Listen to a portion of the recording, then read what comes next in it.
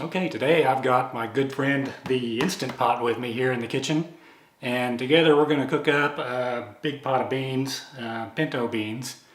It is so easy to do. If you've got an Instant Pot and you've never tried this, you have to try it because you'll never buy another can of beans again once you try this. It's that good and that easy, and you can have good homemade beans in about an hour and a half without any soaking or anything involved. So let's get started.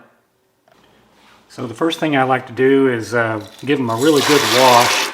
So we're going to dump about 2 cups of dried pinto beans in here in this water and just really swish them around really good and really bang them together to get all that dirt off of there. I kind of like to do this in a salad spinner because all the wash water is left behind when we pull them out of there, as opposed to trying to wash them actually in the Instant Pot container itself, because I've tried that before, and sometimes the beans can seem a little gritty after that, like there's some sand left behind or something. So this seems to work a lot better. So I'll do this a couple of times and see how it goes. Let's pull them out of there, and we'll dump that water out and get some fresh in here and try again.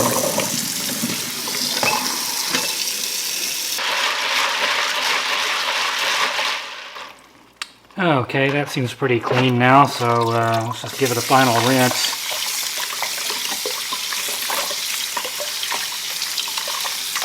And we'll dump that into the Instant Pot container.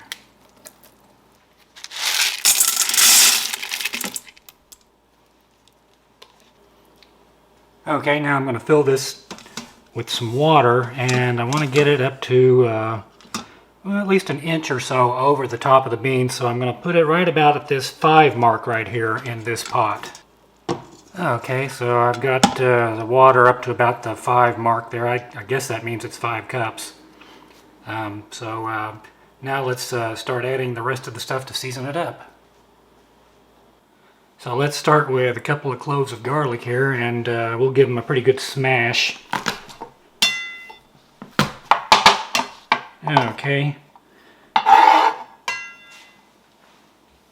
And about half an onion. This is a pretty big onion, so I'm going to go a little bit less than half on this.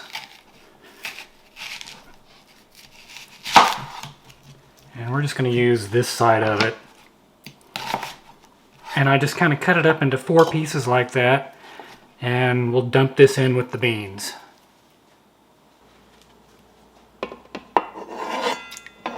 Okay, there's the garlic and the onions.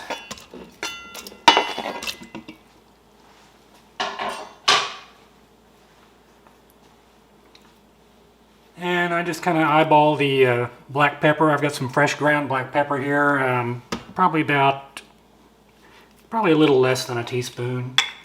And same thing with salt. That's probably about a teaspoon there of salt, maybe just a little more. And then just 2 or 3 shakes of liquid smoke. This is hickory liquid smoke. And then I like to add my favorite seasoning of all, Slap Ya Mama. This is good stuff. And again, I just kind of eyeball this, but this is probably about a teaspoon or so of Slap Ya Mama. And if you can't find that, you can season it up with pretty much anything. If you can even use seasoning salt, or just leave it out altogether if you want to. Okay, let's give that a quick stir up here, and then we'll start it up.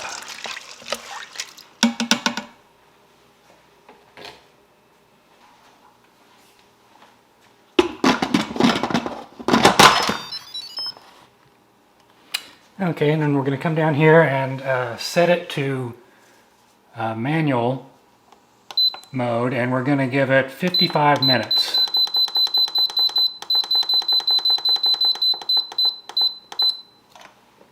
And that starts it on high pressure and just keeps it on high pressure the whole time. And so when the 55 minutes is done, we'll just let the pressure release on its own rather than try to vent it ourselves.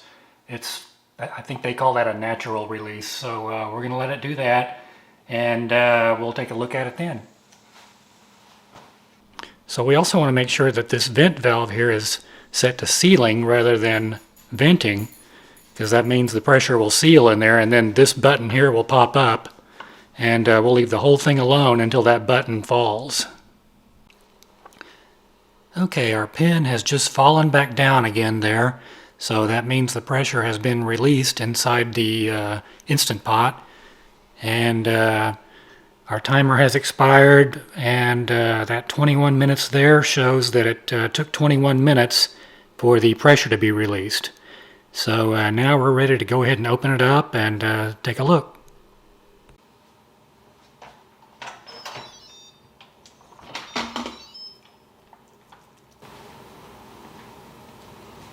Okay, so we'll go ahead and remove all these onions and pieces of garlic.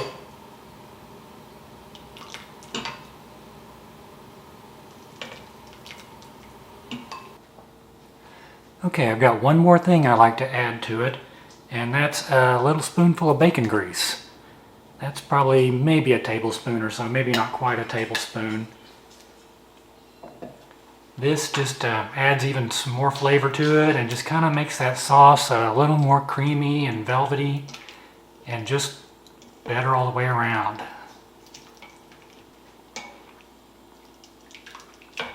Okay, the bacon grease is pretty much melted in there, so we're ready to go. And there we are. Let's dish out a bowl. This is another staple that I like to make about every 2 weeks or so, just to kind of have on hand. Makes a great side dish for all kinds of stuff.